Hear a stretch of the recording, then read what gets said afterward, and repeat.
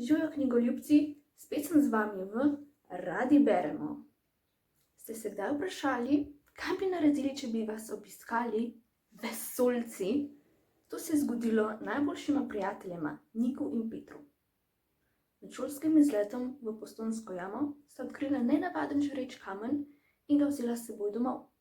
Izkazalo pa se je, da to ni samo kamen in da pripada vesoljčici Aurori. Govorim o knjigi Vesoljska uganka, ki je napisala avtorica Maja Lavrič. Že od otroštva se je navduševala nad astronomijo. In ko so ji nekaj časa glavni junaki trkali na čelo, se je odločila, da jih bo obudila skozi pisanje.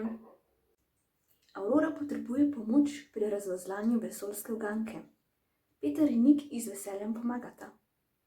Razloži jima, kako pravzaprav deluje vesolje in je celo popelje na planet Venturnos. Raziskovanje vesolja je res vznemirljivo, ampak če jim ne bo uspelo razvozlati vesoljske uganke, se jim res slabo piše. Če vas zanima, ali jim bo uspelo razvozlati vesoljsko uganko ali ne, vam priporočam, da si knjigo sposodite v knjižnici. Jaz imam predvsem rada znanstveno fantastiko, zato mi je bila ta knjiga še posebej všeč. Z Nikom in Petrom sem zares lahko poletela v vesolje. Se vidimo naslednjič. Adijo!